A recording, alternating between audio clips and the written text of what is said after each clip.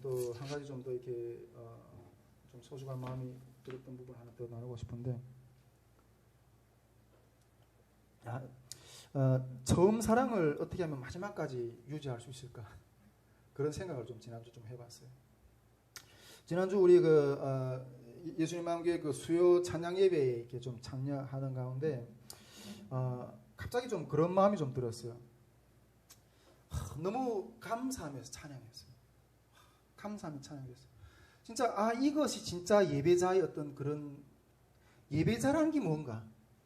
예배자라는 게 뭔가?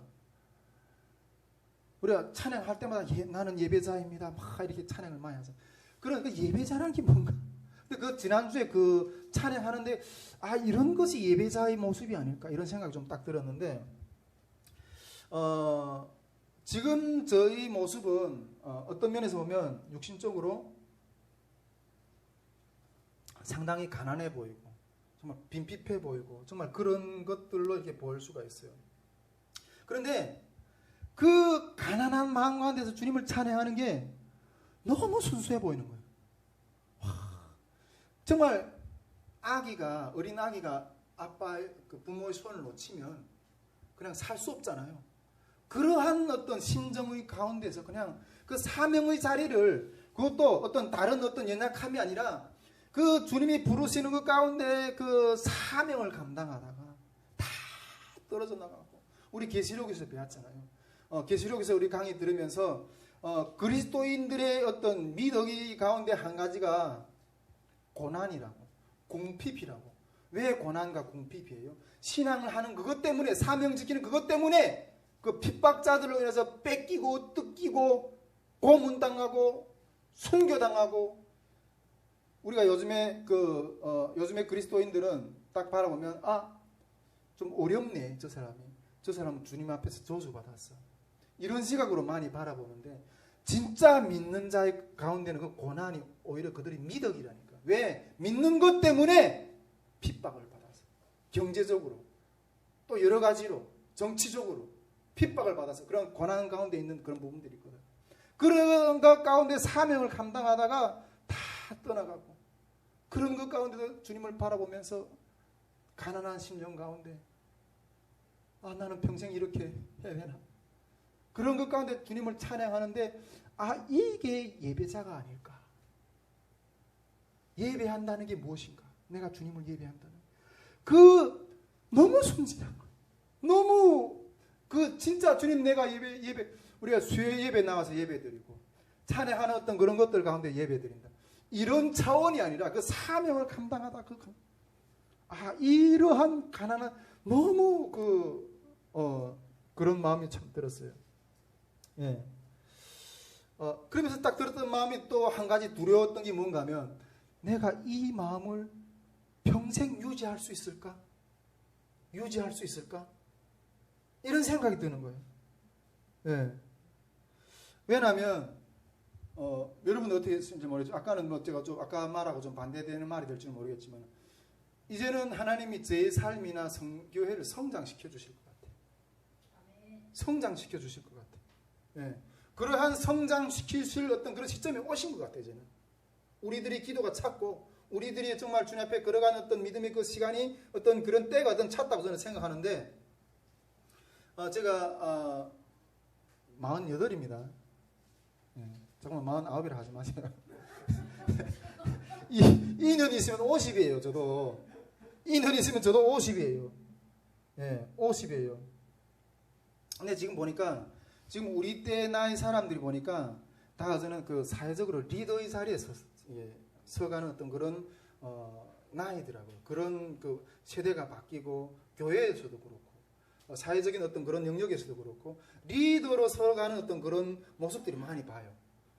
이게 내가 옛날에는 우리 그 노회 총회를 가면 우리 강도사고시를 금방 봤을 때 다 이게 앞으로 대한민국 교회를 걸머쥐고 갈 우리 귀한 우리 강도사님들입니다. 다 이렇게 선배 목사님들이 할 때, 아이고 나 같은 이 비리비리한 게 내가 무슨 나중에 한국 교회를 떠매고 간다고 그렇게 생각했거든요.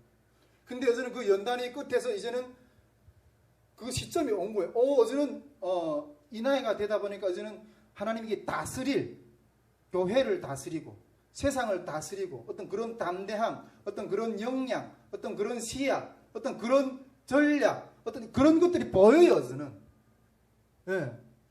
그런데 이제 하나님께서 이제는 어떤 정말 이제 지적, 영적, 물적 자원들을 이제 세워 주실 거라고 믿어요. 할렐루야. 그런데 그러한 자원들이 이렇게 풍부해진 어떤 그런 상황 가운데서도 내가 그 시절의 그 공고한 마음, 주님 이것이 예배자였습니다. 이 부분들을 그냥 붙들고 갈 수 있을까? 성장된 이후에 지난주 수요일에 예배 드리는데 갑자기 그 두려움 한쪽 면에서는 그 예배자의 그 순수한 그 예배의 그 찬양에 대한 모습과 또 다른 쪽에서는 나중에 하나님이 우리를 성장시켜 주셔야 할 때 이 마음을 잃어버리면 어떻게 됩니까? 여러분 이것을 잃어버리면 다 잃어버리는 거거든요. 할렐루야. 그 양 마음이 서로 교차하면서 오더라고요. 두려웠어요.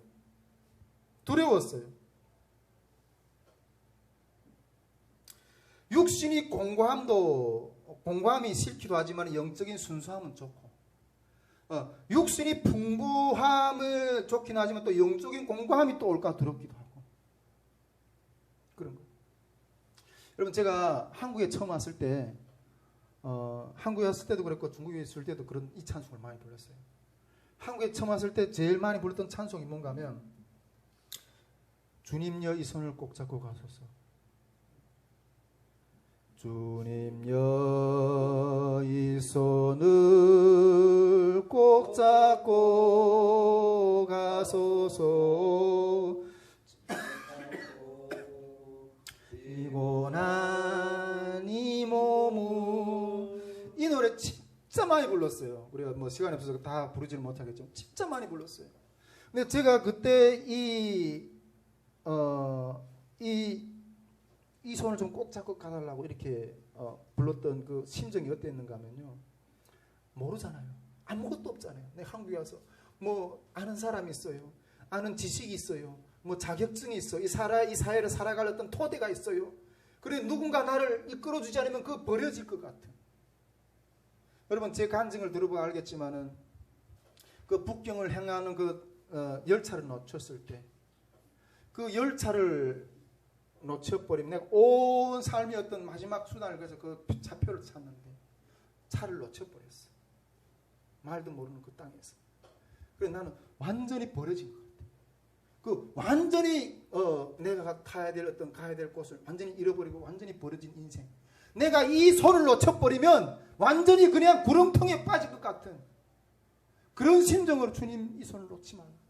주님이 만일 내가 이 손을 놓으면 나는 저 구렁텅이에서 나는 헤어 못 나온다.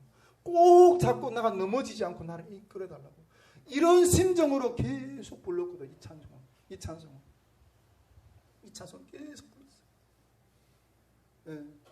여러분 근데 그 심정 있잖아요. 주님 내가 이 마음을, 내가 이제 주님이 나를 성장시키신 이후에도 이 마음을 내가 놓칠 수 있을까? 놓치지 않을 거죠. 근데 이 마음 가운데 그냥 그 가운데서 공고하다 할지라도, 내 육신이 조금 공고하다 할지라도 그냥 그곳에 머물러 있고 싶은 그 고요함, 그 평안함, 그 사랑 속에서 깨어나고 싶지 않은 어떤 그런 마음, 그런 마음이었다는 거죠. 그러면서 주님 내가 이 가난한 마음으로 예배자의 사람 내 평생 서 있을 수 있게 좀 해달라고, 그런 마음을 하는 것 가운데 한쪽으로는 또 이런 생각이 좀 스쳐 지나가더라고요. 근데 아니야. 그건 늘 성장하지 않는 아기가, 성장하지 않은 아기 어떤 그런 상태로만 네가 영원히 남아 있을 수가 없다는 거죠. 예. 이제는 너도 한 몫을 해야 된다. 할렐루야. 네. 예수님께서 갈릴리 전도를 하시다가 이제는 추수할 영혼들이 많이 익었어. 그래서 예수님 이제는 혼자서 감당해야 한대. 그래서 70인 제자들을 둘씩 파송하면서 이제는 너희들도 한 몫씩 감당해야 돼. 한 몫씩 감당해야 돼. 이게 파송했던 그 심정 있잖아요. 이제는 너도 그 영혼 구원의 역사를 향해서 이제 어제는 성장할 만큼 성장했으니까 한 몫을 감당해야 된다. 또 그런 마음도 또 하나님께 주시는 것 같다. 예. 이제 하나님은 그런 정말 그 예배자의 심정을 잃어보지 않았던 그런 것들을 간수하면서도 또 다른 하나님과의 어떤 깊은 성장한 어떤 친구로서의 하나님의 어떤 그 집을 경영하고 관리하는 청지기로서의 어떤 그러한 이 관리의 역사도 하나님 이제 세워줄 어떤 그런 역사들이 펼쳐지게 될 줄 믿습니다. 예, 여기 지난주에 좀 이렇게 묵상했던 어떤 그런 마음이